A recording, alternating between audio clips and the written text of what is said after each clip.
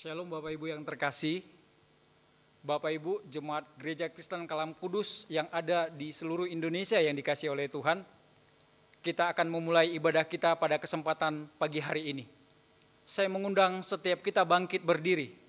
Kita akan meneduhkan hati kita mengambil saat teduh sejenak.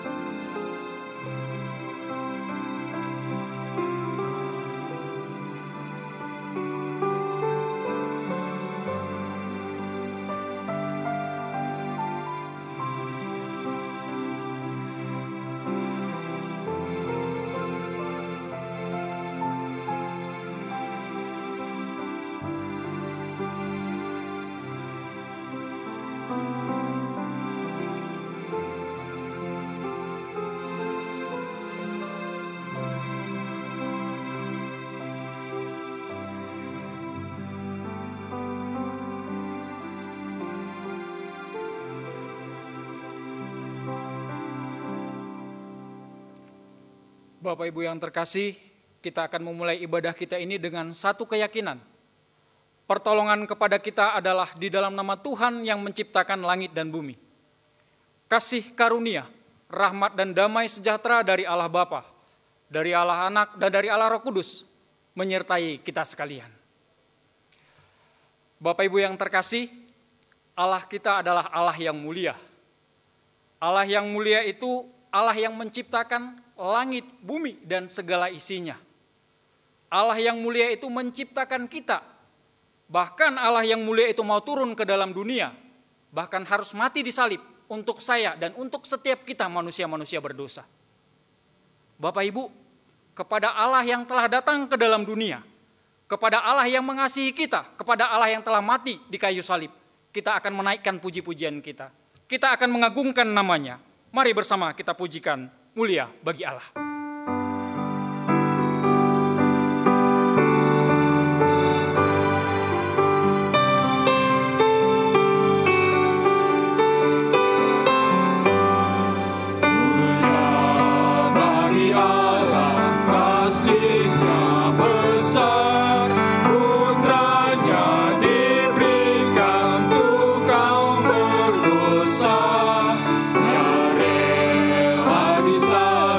Bye.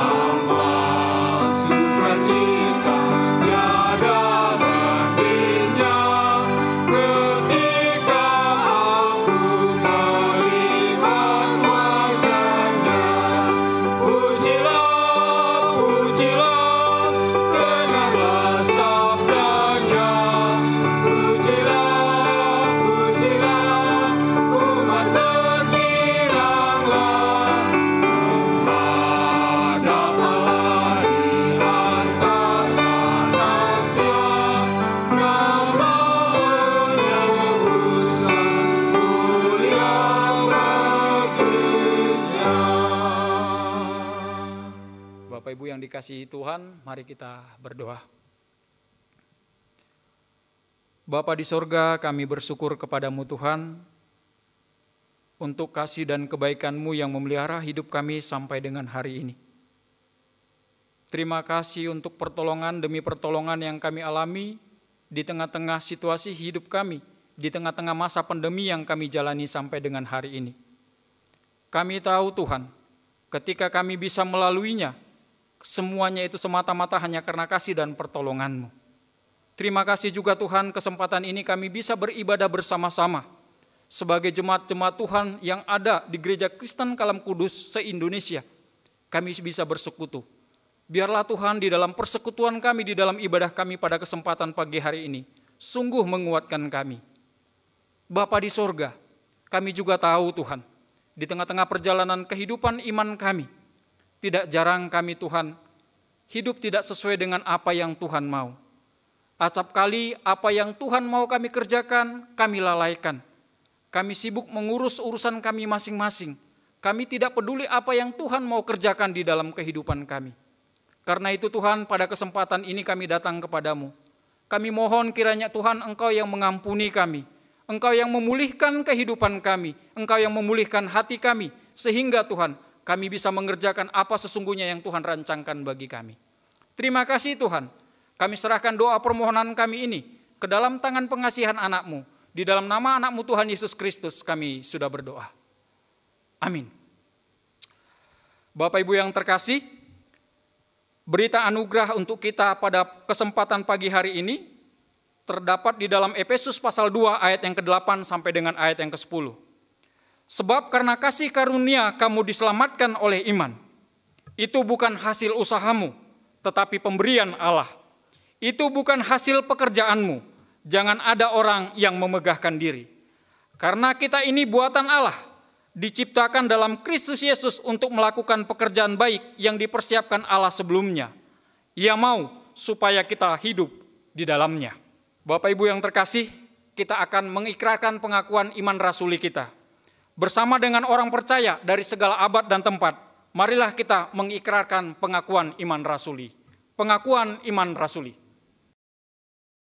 Aku percaya kepada Allah, Bapa yang Maha Kuasa, Khalik langit dan bumi, dan kepada Yesus Kristus, anaknya yang tunggal Tuhan kita, yang dikandung dari Roh Kudus, lahir dari anak darah Maria, yang menderita sengsara di bawah pemerintahan Pontius Pilatus, disalibkan, mati dan dikuburkan, turun ke dalam kerajaan maut.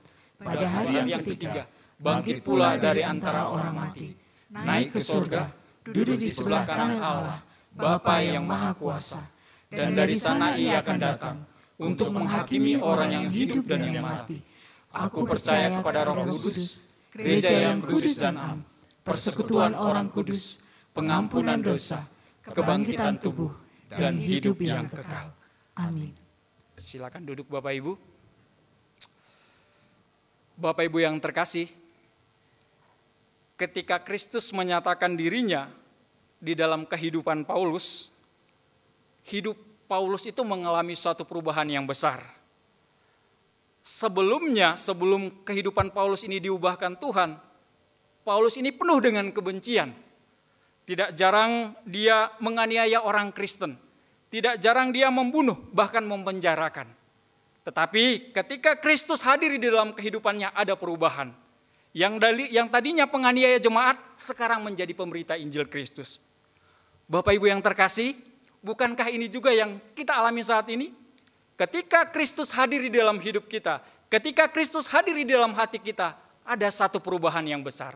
Karena itu Bapak Ibu, saya mengajak kita bersama-sama dengan sukacita. Mari kita pujikan Sejak Yesus di Hatiku.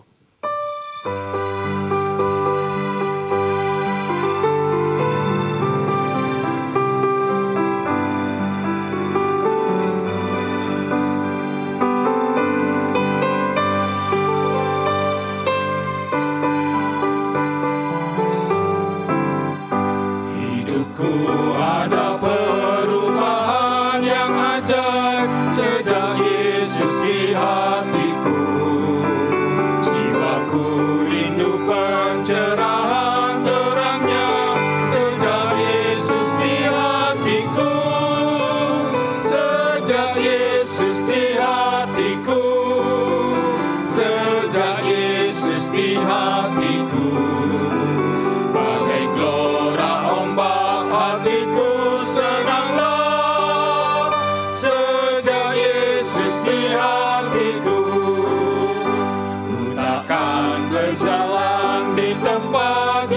besar sejak Yesus di hatiku.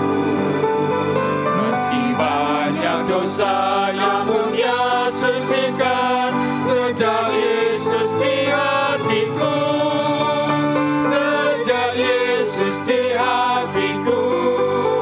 Sejak Yesus di hatiku. Bagai gelora ombak hatiku senanglah sejak Yesus di hatiku.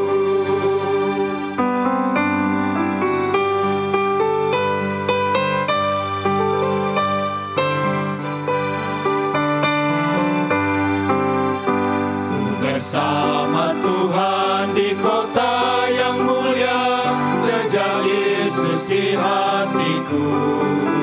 Hatiku senanglah, langkahku ringanlah sejak Yesus di hatiku. Sejak Yesus di hatiku. Sejak Yesus di hatiku. Bagai gelora ombak hatiku senanglah sejak Yesus di hatiku. Sejak Yesus ada di dalam hati kita, sejak Yesus ada di dalam hidup kita, sesungguhnya ada perubahan besar yang terjadi di dalam kehidupan kita. Bapak Ibu yang terkasih, salah satu ciri dari orang yang sudah mengalami Kristus di dalam hidupnya, ada satu kerinduan. Dia juga pengen menceritakan, dia juga pengen membagikan Kristus itu kepada orang lain. Karena dia tahu, hanya Kristus satu-satunya jalan keselamatan. Di luar Kristus tidak ada. Orang di luar sana banyak membutuhkan Kristus. Orang di luar sana banyak membutuhkan Injil dari Kristus yang menghidupkan itu. Karena itu Bapak Ibu, maukah kita memberitakannya? Maukah kita mengabarkan Injil yang menyelamatkan ini? Sehingga orang lain di luar sana juga bisa mengalami Kristus. Mari Bapak Ibu kita mempersiapkan hati kita. Kita akan mendengarkan firman Tuhan. Mari kita pujikan, kirimlah terang-Mu.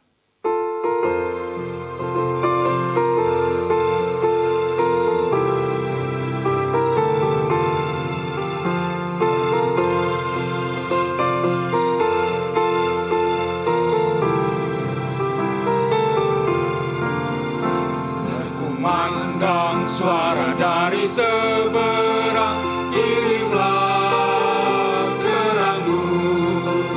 Banyak jiwa dalam dosa mengerang, kirimlah terang-Mu.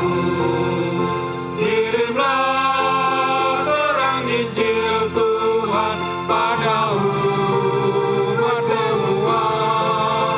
Kirimlah terang Injil Tuhan pada umat semua. Kita mendengar seruan dari jauh, kirimlah terang-Mu. Kehadapan salib serahkan dirimu, kirimlah terang-Mu. Kirimlah terang Injil Tuhan pada umat semua.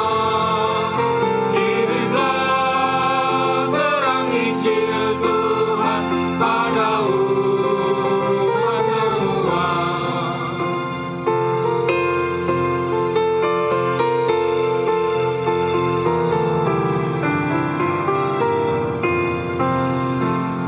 Doalah kasih-Nya tersebar, kirimlah terang-Mu. Nyatakan kasih-Nya pada mereka, kirimlah terang-Mu. Kirimlah terang Injil Tuhan pada umat semua. Kirimlah terang Injil Tuhan pada umat semua.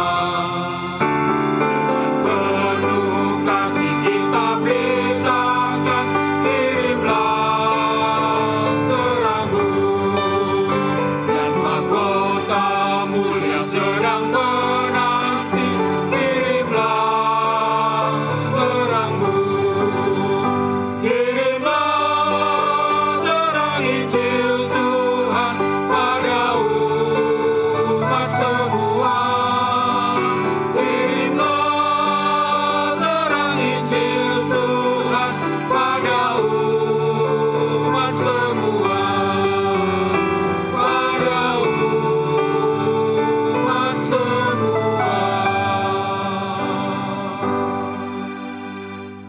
kepada Ibu Ria Pasaribu yang akan menyampaikan firman Tuhan, dipersilahkan.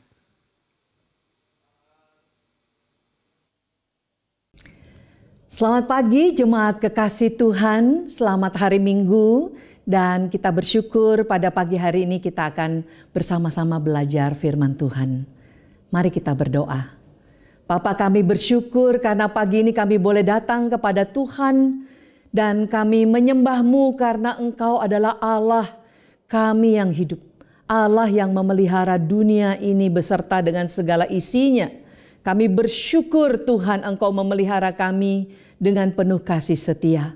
Karena itu Tuhan, kami mau pada pagi ini Engkau mengajar kebenaran kepada kami untuk supaya kami dapat mengerti kehendak-Mu. Dalam nama Tuhan Yesus, pimpinlah kami melalui Roh-Mu yang kudus. Amin. Jemaat kekasih Tuhan, pada pagi hari ini firman Tuhan terambil dari kitab Roma, pasalnya yang pertama, yang akan saya bacakan dari ayat 8 sampai dengan ayatnya yang ke-17. Demikianlah firman Tuhan. Pertama-tama aku mengucap syukur kepada Allahku oleh Yesus Kristus atas kamu sekalian, sebab telah tersiar kabar tentang imanmu di seluruh dunia. Karena Allah yang kulayani dengan segenap hatiku dalam pemberitaan Injil anaknya adalah saksiku, bahwa dalam doaku aku selalu mengingat kamu. Aku berdoa semoga dengan kehendak Allah aku akhirnya beroleh kesempatan untuk mengunjungi kamu. Sebab aku ingin melihat kamu untuk memberikan karunia rohani kepadamu guna menguatkan kamu.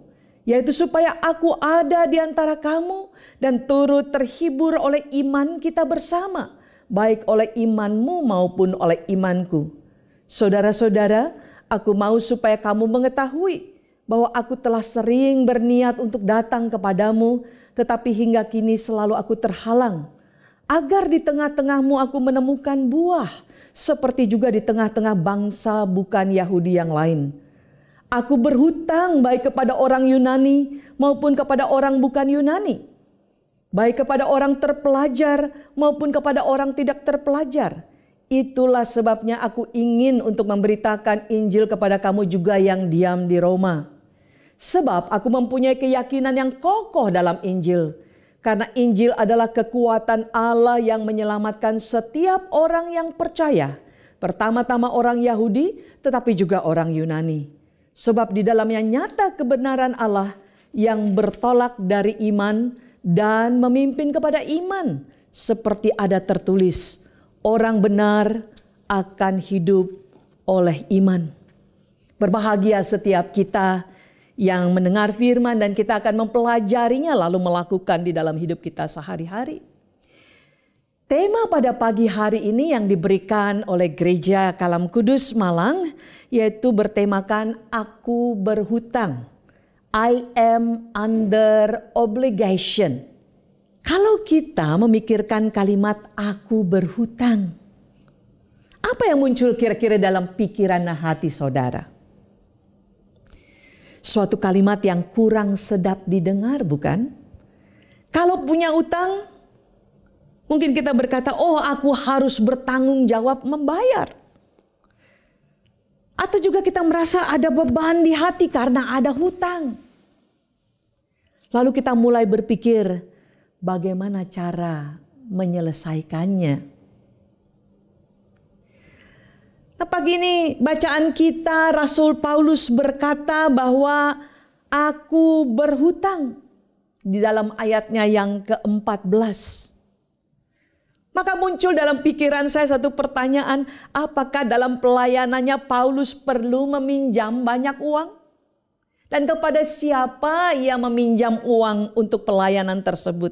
Namun yang dimaksud di dalam ayat 14 di sini bahwa Paulus bukan berhutang uang, melainkan dikatakan ia berhutang Injil. Apa maksudnya dan bagaimana itu bisa terjadi? Nah, seorang teolog Presbyterian bernama Timothy Keller menyampaikan dua hal daripada pemahaman berhutang. Yang pertama adalah engkau meminjamkan uang $100 kepada saya, dan saya berarti berhutang padamu sampai saya mengembalikannya.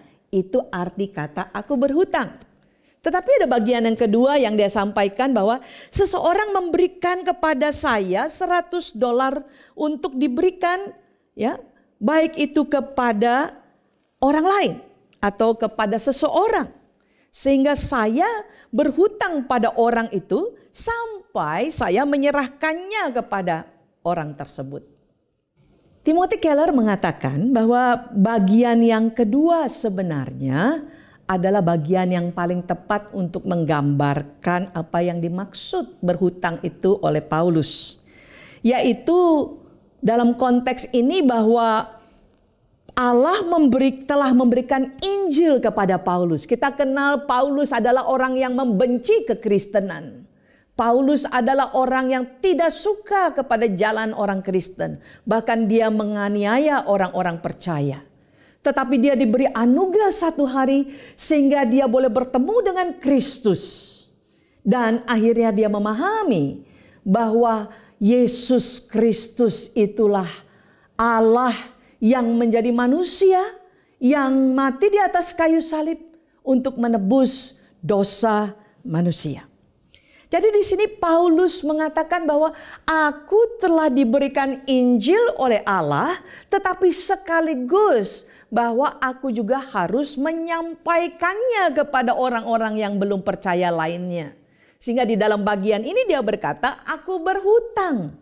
Baik kepada orang Yahudi maupun kepada orang Yunani, kepada orang terpelajar maupun orang tidak terpelajar. Karena di dalam ayat yang ke-20 kalau kita memperhatikan di dalam kitab ini, Roma pasal 1 ayatnya yang ke-20 mengatakan, sebab apa yang tidak nampak daripadanya yaitu kekuatannya yang kekal dan keilahiannya dapat nampak kepada pikiran dari karyanya sejak dunia diciptakan sehingga mereka tidak dapat berdalih. Artinya bahwa orang-orang Yunani adalah orang-orang yang sebenarnya mendapatkan suatu pengertian akan ciptaan Allah. Namun mereka berusaha menutupi kebenaran itu dan mengganti dengan kebenaran sendiri. Padahal melalui ciptaan sudah nyata bahwa ada Allah yang menciptakan dunia ini. Itulah sebabnya Paulus dipanggil oleh Allah untuk memberitakan Injil itu kepada orang-orang yang belum percaya. Bagaimana dengan kita semua orang-orang percaya? Karena kita semua sudah mendengar dan menerima Injil Allah. Kita sudah menjadi percaya kepada Yesus Kristus. Adakah kita punya pikiran yang sama atau hati yang sama seperti pikiran dan hati Paulus? Ataukah hanya Rasul Paulus dan rasul-rasul lain, yaitu para hamba Tuhan, penginjil, majelis yang punya hutang atau obligasi itu? Itu adalah suatu pikiran yang keliru. Banyak orang selalu berkata, toh saya tidak terpanggil jadi hamba Tuhan. Toh saya tidak terpanggil menjadi penginjil. Toh saya tidak terpanggil untuk menjadi orang yang penuh di dalam rumah Allah. Jadi bukan bagian saya, tidak ada urusan dengan saya berbagi Injil dengan orang lain. Saya cukuplah dengan umpamanya mungkin uang saya saja atau yang lain-lain. Tetapi mari kita berpikir sejenak, apakah Alkitab mengatakan demikian? Kita buka bersama-sama yaitu di dalam 1 Petrus 2 ayatnya yang ke-9. Di sana Petrus mengatakan bahwa tetapi kamulah bangsa yang terpilih, imamat yang rajani, bangsa yang kudus, umat kepunyaan Allah sendiri, supaya kamu memberitakan perbuatan-perbuatan yang besar dari Dia yang telah memanggil kamu keluar dari kegelapan kepada terangnya yang ajaib. Jadi kita lihat di sini Petrus berkata bukan hanya kepada para penginjil atau hamba Tuhan, melainkan semua orang yang sudah menjadi percaya kepada Yesus Kristus, yang menerima Injil itu, yang sudah diselamatkan. Di situ kata kamu bukan hanya singular atau tunggal. Melainkan kata kamu di situ adalah jamak, plural. Sehingga di situ termaksud di dalamnya adalah mengatakan semua orang yang sudah menjadi percaya kepada Yesus Kristus, maka mereka menjadi umat Allah yang dipilih oleh Allah.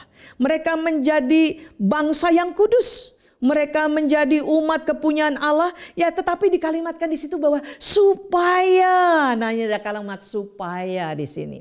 Supaya kamu memberitakan perbuatan-perbuatan yang besar dari Dia, yang telah memanggil kamu keluar dari kegelapan kepada terang yang ajaib. Jadi jemaat kekasih Tuhan, setelah kita diselamatkan, kita milik Allah. Kita diberi anugerah sekaligus tanggung jawab. Kita yang tua, kita yang dewasa, kita yang muda mempunyai panggilan yang sama, yaitu membagikan Injil yang telah membawa kita keluar dari kegelapan dosa. Terpisah dari Allah, hidup sia-sia. Tetapi di dalam Kristus kita telah diperdamaikan dengan Allah. Diubahkan menjadi anak Allah. Dan hidup dalam terang dan berpengharapan. Karena Kristus Yesus Tuhan datang dari surga ke dalam dunia. Melayani kita dan bahkan mati di atas kayu salib. Untuk membayar seluruh hutang dosa kita. Setelah itu Dia bangkit. Hidup ini berarti sangat mahal karena telah ditebus oleh darah Kristus. Dan seharusnya orang-orang yang sudah percaya melihat bahwa hidup ini harus dipergunakan secara bijaksana. Seperti doa Musa dalam Mazmur 90 ayat 12 berkata, ajarlah kami menghitung hari-hari kami sedemikian, supaya kami mempunyai hati yang bijaksana. Apa artinya bijaksana? Yaitu bahwa sekarang hidup yang ditebus ini tidak lagi hidup untuk kesukaan sendiri, melainkan hidup untuk melakukan apa yang Allah mau, karena memang kita didesain dari awal untuk hidup bagi Allah dan kemuliaan Allah. Dan itu sebabnya bagian kita adalah sebenarnya sama seperti Paulus. Kita adalah orang-orang yang berhutang. Karena itu di dalam hal ini kita harus mulai berpikir. Kalau saya dipercayakan Injil menjadi bagian hidup saya. Tetapi juga sekaligus kepada kita diberikan satu tugas bagaimana supaya Injil yang sudah kita alami itu kita bagikan kepada orang-orang yang belum percaya kepada Tuhan. Lewat perkataan, lewat perbuatan kita. Supaya pada akhirnya mereka juga boleh mengenal juru selamat yang dapat menebus kehidupan mereka juga. Supaya mereka mengalami didamaikan kembali dengan Allah dan dengan seluruh ciptaannya yang lain. Dan supaya mereka mengalami kembali damai sejahtera yang datangnya dari Tuhan.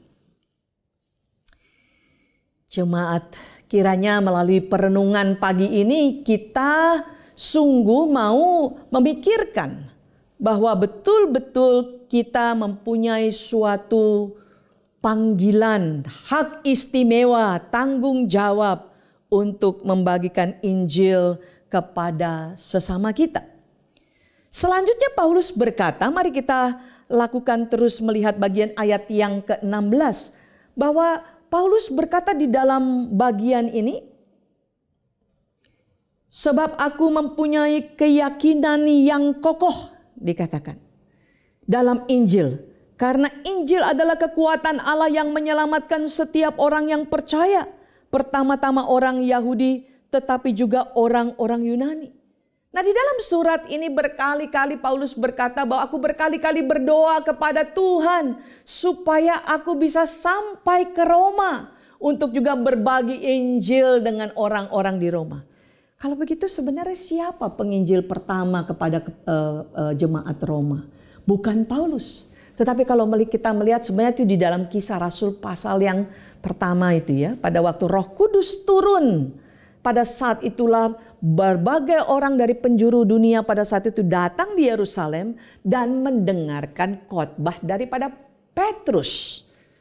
Di sanalah mereka boleh mendengarkan Injil Allah dan kembali ke tempat mereka masing-masing. Lalu mereka bertumbuh di dalam kebenaran firman Tuhan. Nah, Paulus begitu eager, artinya begitu rindu sekali kalau kita lihat di ayat 15. Itulah sebabnya aku ingin untuk memberitakan Injil kepada kamu juga. Wah, ini luar biasa. I am eager to preach this gospel to you. Jadi buat Paulus, memberitakan Injil bukan sesuatu yang terpaksa. Bagi Paulus, pelayanan bukan sesuatu yang mau menjadi suatu beban berat buat dia. Bahkan itu menjadi kegairahan hidupnya. Mengapa? Ayat 16 tadi mengatakan. Oleh karena di dalam bagian itu, Injil itu adalah kekuatan Allah yang menyelamatkan setiap orang yang percaya. Jadi Bapak, Ibu, dan saudara-saudara yang kekasih di dalam Tuhan Yesus Kristus. Injil itu adalah satu bagian yang dipercayakan yang amat berharga. Yang sungguh-sungguh membawa orang yang tadinya dalam kegelapan dosa, terpisah daripada Allah, menjadi melalui mendengar Injil boleh diperdamaikan, diampuni, dan ditebus oleh darah Yesus Kristus. Kepada kita dipercayakan sesuatu yang amat berharga untuk kehidupan kini dan kekekalan. Jadi bukan hanya kekekalan saja, kini juga. Bagaimana di dunia juga mengalami suatu relationship dengan Tuhan yang benar. Dengan diri sendiri, dengan sesama, dan dengan seluruh ciptaan Allah. Jadi jemaat kekasih di dalam Tuhan Yesus Kristus, kalau kita melihat di dalam konteks ini, sebenarnya sangat penting sekali pekabaran Injil. Karena itulah yang akan membawa manusia dan seluruh ciptaan mengalami sejahtera Allah. Ayat 17 berkata, sebab di dalamnya nyata kebenaran Allah yang bertolak dari iman dan memimpin kepada iman. Kalau orang tidak mendengarkan Injil, maka dia tidak bisa beriman. Roma 10 ayat 17 berkata, iman timbul dari pendengaran akan firman Allah. Sehingga jikalau kita merindukan bahwa keluarga, sanak saudara, teman-teman, dan sekalian orang boleh mengenal Allah. Itu dimulai daripada kita mau berbagi kasih Allah. Kebenaran yang boleh didengar, kebenaran yang boleh dilihat, kebenaran yang boleh dicicipi, kebenaran yang boleh dialami. Maka di sanalah orang akan mengalami iman kepada Allah yang hidup itu. Khususnya saat pandemik ini, COVID-19, kita perlu berdoa. Sehingga kita dapat melihat bahwa masa pandemik bukan masa sial. Bukan masa celaka. Bukan sesuatu yang justru akan membuat kita sedih, malang, atau kehidupan yang tidak jelas di depan. Melainkan kita harus ingat sebagai orang percaya bahwa Allah adalah Allah yang berdaulat atas langit dan bumi. Dan sepanjang dunia ini Allah memelihara dunia ini. Bahkan satu pun hal yang terjadi semua atas dasar pengetahuan dan kontrol daripada Allah. Sehingga kita tahu, kalau sampai terjadi diizinkan pandemik COVID-19 ini, sebenarnya tidak untuk mencelakakan kita. Karena Allah tidak pernah mengizinkan sesuatu untuk mencelakakan kita. Tapi untuk mendatangkan kebaikan bagi orang yang mengasihi Tuhan. Dan kalau kita belajar dari sejarah, abad-abad pandemik di dalam zaman Martin Luther, di dalam zaman-zaman kerajaan-kerajaan Israel pada perjanjian lama dan hal-hal yang lain. Justru masa pandemik membawa orang makin banyak bertemu Tuhan dan mengalami Tuhan. Nah, seharusnya kita berdoa, tadi saya katakan, supaya mata rohani kita dibuka oleh Tuhan, melihat ini sebagai satu kesempatan. Sekali lagi saya berharap bahwa gereja diberi anugerah oleh Tuhan untuk melihat ini kesempatan, opportunity untuk menghadirkan Allah melalui kehidupan kita, lewat pikiran, lewat perkataan, dan lewat perbuatan kita. Ini waktunya. Mari kita ambil dan jangan disia-siakan. Pandemik bukan membuat kita harus mengeluh. Memang kita melihat ada banyak hal yang terjadi. Orang jatuh sakit, orang meninggal dunia, perekonomian banyak yang di PHK, pendidikan juga sulit dan sebagainya. Tapi kita perlu minta Tuhan agar Dia memberikan kita hikmat dan kepekaan. Bagaimana kita bisa berelasi dengan semua yang sedang mengalami pergumulan dan mereka mendapat pertolongan daripada Allah. Karena Allah itu hidup dan Allah sanggup melalui pergumulan-pergumulan yang ada di bangsa negara kita mendapatkan jalan keluar melalui apa yang dimiliki oleh orang percaya. Kita memiliki pikiran, kita memiliki banyak karunia-karunia kemampuan. Kita memiliki waktu, kita memiliki dana, kita memiliki berbagai potensi yang kalau kita sungguh-sungguh mau berkata, Tuhan, bawalah saya dengan apa yang saya miliki, dan saya sudah memiliki Injil. Saya memiliki berbagai berkat dari Tuhan. Mulai hari ini pakailah saya untuk orang-orang di sekitar saya. Supaya lewat pergumulan-pergumulan mereka boleh bertemu dengan Tuhan. Melalui kita orang percaya, melalui kesatuan gereja, melalui kerjasama orang-orang percaya. Kita membawa shalom kepada mereka. Seperti zaman Martin Luther. Bahwa Martin Luther dan istri dan keluarganya tidak lari meninggalkan kota yang banyak sekali kena kepada penyakit yang berbahaya. Tapi mereka justru menolong, mendoakan, menghibur, merawat yang sakit sekalipun ada resikonya. Tetapi satu hal, kematian tidak lagi menakutkan bagi orang percaya seharusnya. Karena setelah kematian itu pun akan ada kehidupan yang baru. Bahkan bersama-sama Tuhan selama-lamanya. Nah, saat ini di akhir daripada perenungan kita. Mari kita pikirkan sebagai anak muda. Kita pikirkan apa yang bisa kita kerjakan. Berbagi akan Injil Allah lewat perkataan perbuatan kita untuk anak-anak muda di sekitar kita. Mereka yang sulit untuk studi karena gaptek atau karena tidak punya alat, kita mungkin bisa membantu mereka. Atau kita juga bisa memberikan semacam training-training tertentu kepada orang-orang yang tidak mampu supaya mampu mengendalikan bisa studi dengan baik. Ya. Ada juga umpamanya mereka yang harus sekolah itu lewat teknologi, melalui mereka harus punya handphone. Mungkin kita punya handphone yang bekas, kita juga bisa beri dengan bantuan supaya mereka tidak ketinggalan pelajaran mereka. Atau juga kita orang-orang dewasa. Begitu banyak orang, kenapa Indonesia ini terus makin bertambah orang yang menjadi korban. Oleh karena kesadaran masih begitu banyak yang lemah.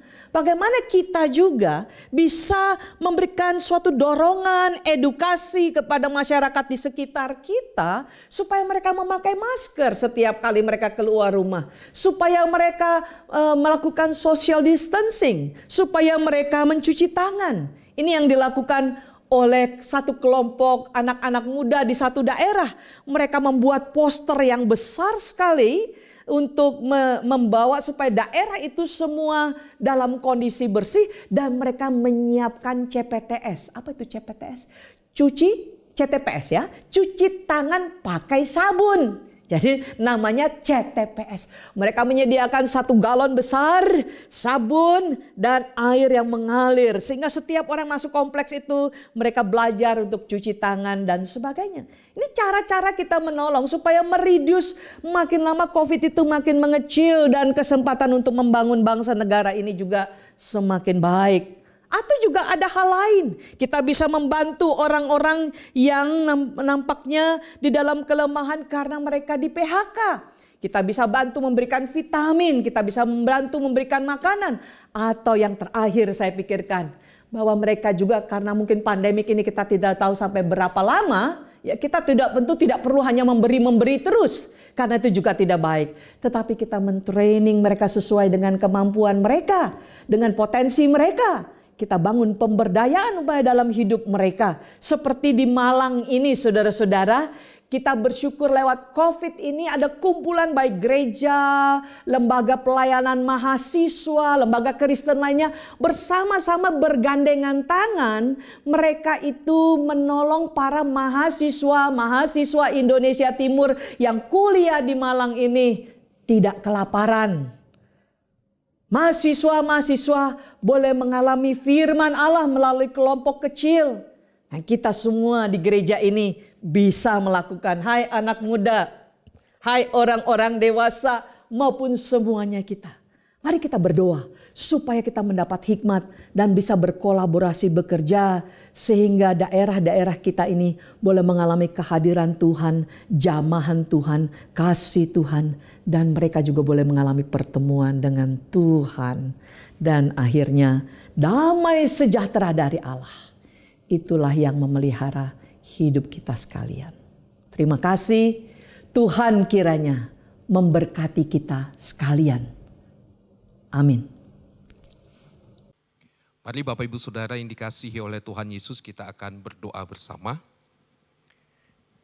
Bapa di surga, kami bersyukur untuk sapaan firman-Mu yang boleh mengingatkan kami tentang anugerah-Mu bagi kami dan juga tentang panggilan yang Tuhan percayakan kepada kami. Karena itu ya Tuhan, kami rindu kiranya Tuhan yang boleh menjamah kami semua. Tuhan yang mengubahkan hati kami dan Tuhan yang terus boleh menggerakkan kami. Supaya sungguh ya Tuhan kehadiran kami, dimanapun kami berada kami boleh menjadi berkat. Kami boleh membawa kasih Tuhan, kami boleh membawa terang-Mu ya Tuhan. Karena itu Bapa, kami mau berdoa untuk setiap kami umat-Mu, pakai kami ya Tuhan. Dan juga ya Tuhan kami mau berdoa untuk gereja-Mu, Gereja Kristen Kalam Kudus di Kota Malang ini ya Tuhan. Pakai kami juga ya Tuhan. Supaya gereja-Mu boleh hadir membawa terang-Mu, menjadi garam dan terang di tengah-tengah kota di Malang ini ya Tuhan. Dan banyak orang yang bisa mengalami dan mengenal akan kasih-Mu ya Tuhan. Bapa di surga, kami juga mau berdoa untuk Sekolah Kristen Kalam Kudus di Kota Malang ini. Tuhan yang juga boleh membantu sekolah kami ini ya Tuhan. Tuhan yang memberikan hikmat kepada para pengurus yayasan, kepada semua guru, staf dan juga semua siswa yang ada. Tuhan yang memberkati dan supaya melalui Sekolah Kristen Kalam Kudus ini boleh dipersiapkan anak-anak Tuhan yang boleh mengenal Tuhan, hidup mereka diubahkan dan mereka boleh diperlengkapi untuk kelak mereka boleh hidup bagi Engkau ya Tuhan. Karena itu Bapa berkati Sekolah Kristen Kalam Kudus di Kota Malang ini ya Tuhan. Kami juga saat ini mau berdoa ya Tuhan untuk Sinode Gereja Kristen Kalam Kudus dan juga untuk Yayasan Kalam Kudus Indonesia. Dan juga kami mengingat seluruh gereja Kristen Kalam Kudus di berbagai kota, di berbagai tempat dan juga Sekolah Kristen Kalam Kudus di berbagai tempat. Tuhan pakailah kami semua supaya kami boleh menjadi garam dan terang di kota, di tempat di mana kami masing-masing berada. Supaya kami boleh menjadi saluran kasih-Mu ya Tuhan. Supaya Indonesia boleh diberkati, supaya Indonesia boleh diubahkan melalui kehadiran kami gereja dan juga Sekolah Kristen Kalam Kudus ya Tuhan. Karena itu Bapa berkati untuk Sinode, Yayasan Kalam Kudus dan pakai kami semua ya Tuhan. Bapa di surga, kami juga saat ini terus berdoa untuk proses pemilihan majelis untuk Gereja Kristen Kalam Kudus di Kota Malang ini untuk periode yang ke depan. Tuhan kami memohon campur tangan-Mu ya Bapa supaya semuanya boleh berjalan dengan baik. Dan kami merindukan Tuhan Kau boleh memanggil dan menempatkan akan hamba-hamba-Mu, anak-anak-Mu yang akan kelak melayani di kemajelisan periode yang akan datang. Karena itu Bapa, kami memohon campur tangan-Mu supaya semuanya boleh berjalan dengan baik. Kami terus berdoa juga ya Tuhan untuk bangsa kami. Kami terus juga berdoa ya Tuhan untuk kota kami. Berkati senantiasa ya Tuhan. Di tengah-tengah pergumulan yang kami menghadapi pandemi COVID ini. Kami berseru dan kami memandang terus kepada Engkau, Bapa kami, Gembala kami yang baik. Karena itu ya Tuhan, tolonglah negeri kami, tolonglah bangsa kami, tolonglah kota kami ini ya Tuhan. Bantu, berikan hikmat supaya bisa mengatasi semuanya dengan baik. Dan juga efek-efek dari pandemik ini kiranya Tuhan juga boleh bantu supaya bisa diatasi juga dengan baik ya Tuhan. Bapa di surga, jikalau sebentar kami juga akan memberikan persembahan. Kami mau terus belajar ya Tuhan. Untuk kami belajar bersyukur. Dan kami mau belajar terus bergantung penuh kepada Engkau. Ketika kami memberikan persembahan ini, kami belajar untuk melihat bahwa Engkaulah sumber dari segala sesuatu dalam hidup kami. Dan kami menaruh hidup kami ke dalam tangan-Mu. Karena itu Tuhan berkatilah setiap umat-Mu. Dan juga untuk persembahan yang akan dikumpulkan, kiranya ini juga boleh menjadi alat dalam tangan-Mu. Tuhan yang memberkatinya dan Tuhan yang boleh memakainya untuk kemajuan pekerjaan-Mu Tuhan melalui gereja-Mu di tempat ini. Terima kasih Bapak, sekali lagi kami bersyukur untuk anugerah-Mu. Terima kasih Tuhan untuk firman-Mu. Berkati bangsa kami, berkati kota kami, berkati gereja-Mu, berkati ya Tuhan untuk anak-anak-Mu. Dalam nama Tuhan Yesus kami berdoa dan kami bersyukur. Amin. Bapak Ibu Saudara yang dikasihi oleh Tuhan Yesus, kita bersyukur untuk ibadah kita pada hari ini bisa berjalan dengan baik. Kita bersyukur untuk sapaan firman Tuhan yang juga boleh mengingatkan kita sekali lagi tentang anugerah Tuhan dan tentang panggilan Tuhan buat kita. Kita berterima kasih kepada Ibu Ria Pasaribu yang boleh dipakai oleh Tuhan untuk bisa menjadi saluran berkat bagi kita pada pagi hari ini. Tuhan yang memberkati pelayanan Ibu dan Tuhan yang boleh terus memakai Ibu dalam pekerjaan Tuhan dimanapun Tuhan menempatkan Ibu. Dan kita juga berterima kasih untuk semua rekan-rekan yang boleh dengan setia melayani Bapak Ibu Saudara yang terlibat dalam pelayanan pada pagi hari ini. Terima kasih. Dan saya juga boleh menyapa Bapak Ibu Saudara semua, Gereja Kristen Kalam Kudus di berbagai tempat. Salam sejahtera bagi kita semua. Dan kita saling terus mendoakan supaya kita boleh hadir di Indonesia, di kota di mana kita ada, untuk boleh terus menjadi berkat dan semuanya menjadi kemuliaan bagi nama Tuhan. Bapak Ibu Saudara, untuk Bapak Ibu yang ingin memberikan persembahan ataupun juga perpuluhan, ataupun juga untuk mendukung pekerjaan Tuhan untuk bidang diakonia, pelayanan misi, atau apapun pelayanan yang di gereja kita, Bapak Ibu Saudara bisa memberikan persembahan lewat transfer ke rekening gereja kita, ataupun juga Bapak Ibu bisa scan ke QR Code gereja kita. Dan biarlah kita boleh terus belajar, bergantung penuh kepada Tuhan, dan meyakini Tuhanlah sumber dari segala sesuatu dalam kehidupan kita. Bapak Ibu Saudara, sekali lagi kita bersyukur untuk ibadah pada pagi hari ini, dan biarlah kita semua boleh memperhatikan protokol kesehatan, kita boleh menjaga kesehatan kita, dan jangan lupa untuk kita terus berdoa bagi bangsa kita. Kita berdoa untuk Gereja Kalam Kudus, kita juga berdoa untuk Sekolah Kalam Kudus, supaya kita boleh terus menjadi kemuliaan bagi nama Tuhan. Bapak Ibu Saudara, saya undang semuanya bangkit berdiri, kita akan mengakhiri ibadah pada pagi hari ini. Kita menaikkan pujian doksologi, segala kemuliaan hanya bagi Allah kita.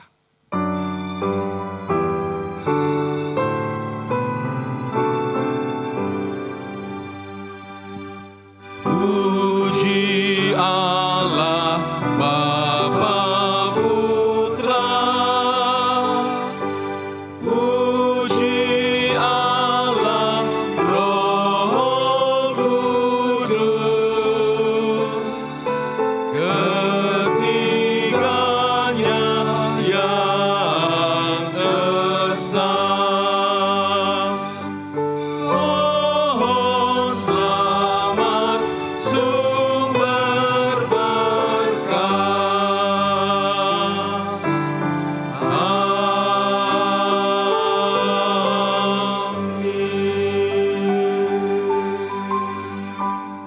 Sidang jemaat yang dikasihi Tuhan dan yang mengasihi Tuhan, mari kita bersama mengarahkan hati kita kepada Tuhan, dan saya akan berdoa memohon berkat Tuhan bagi kita sekalian. Tuhan memberkati engkau dan melindungi engkau. Tuhan menyinari engkau dengan wajah-Nya dan memberi engkau kasih karunia. Tuhan menghadapkan wajah-Nya kepadamu dan memberi engkau damai sejahtera. Amin.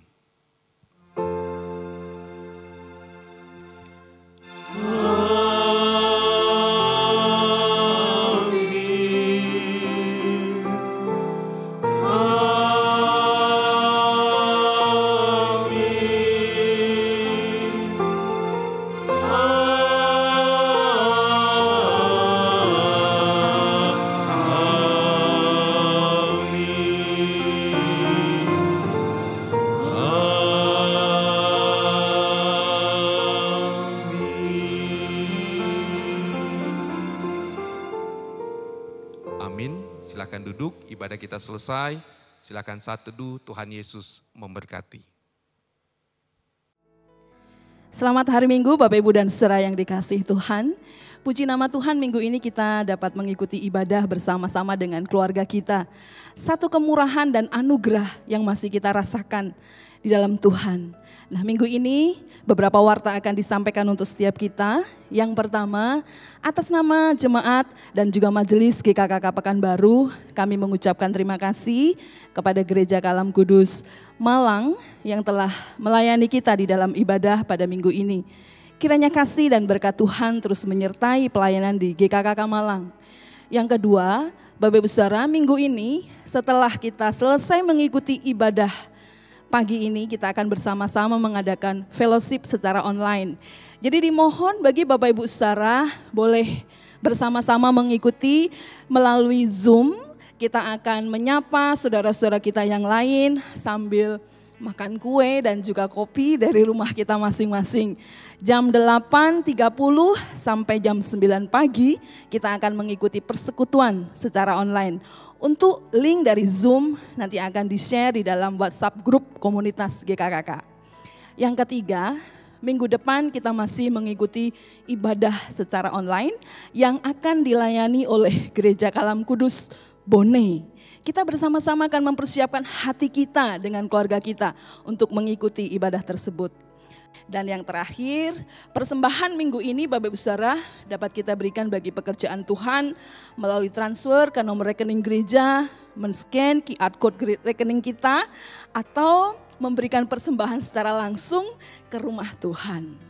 Dan pada kesempatan minggu ini secara khusus kita akan mengikuti pelaksanaan penyerahan sertifikat bagi teman-teman kita, saudara-saudara kita yang telah selesai mengikuti kelas pembinaan pemuritan 102. Kurang lebih ada 31 peserta yang telah menyelesaikan kelas ini. Dan minggu ini perwakilan 2 orang peserta akan menerima sertifikat sebagai tanda penyelesaian masa pembinaan ini. Nah untuk itu saya berharap setiap kita bagi Bapak Ibu saudara yang mengikuti kelas ini dan mengikuti ibadah ini di rumah masing-masing dapat mengikuti secara online. Demikian untuk itu saya akan panggilkan perwakilan peserta minggu ini yang akan mendapatkan sertifikat. Berikut ini 2 perwakilan yang akan menerima sertifikat adalah yang pertama Bapak Rio Surya dan yang kedua Ibu Gusniar. Kepada Bapak Rio dan Ibu Gusniar dipersilahkan untuk maju ke depan.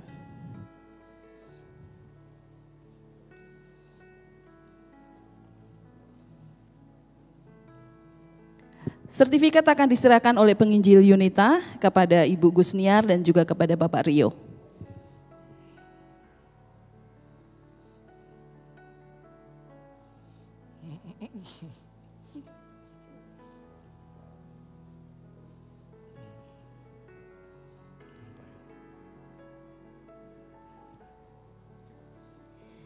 Kemudian dipersilahkan kepada Pendeta Hadi akan mendoakan peserta dan juga perwakilan pada minggu ini.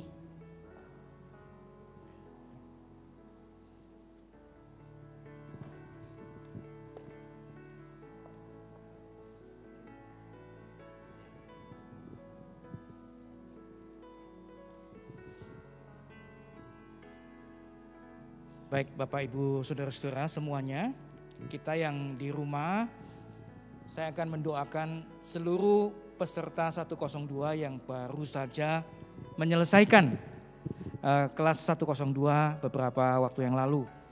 Ada Rio, ada Ibu Gusniar.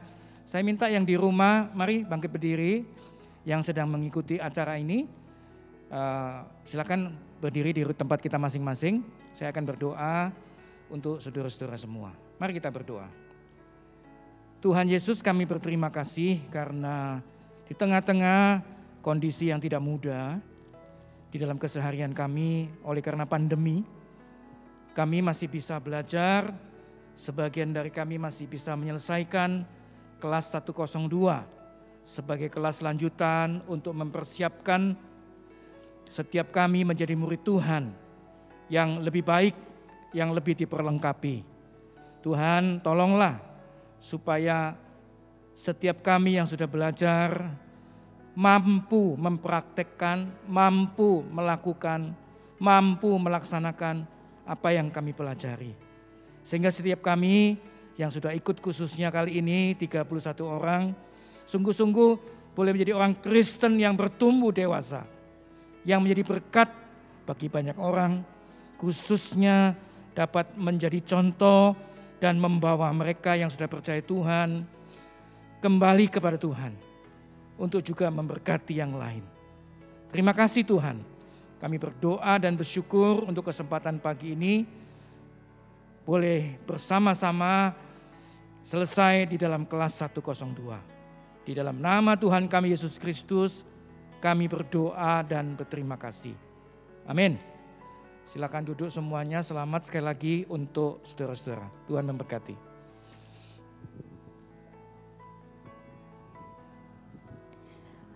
Demikianlah penyerahan sertifikat bagi peserta dan bagi Bapak Ibu Saudara yang minggu ini belum mendapatkan sertifikat, dipersilahkan dapat mengambil sertifikat masing-masing di kantor TU Gereja pada hari Selasa sampai hari Sabtu di jam kerja. Demikian Bapak Ibu warta gereja minggu ini. Terima kasih atas perhatian kita bersama. Mari kita tetap menjaga kesehatan kita, mematuhi protokol kesehatan yang ditetapkan oleh pemerintah, dan tetaplah berdoa, memohon kekuatan dan pertolongan Tuhan. Selamat hari Minggu, Tuhan Yesus memberkati.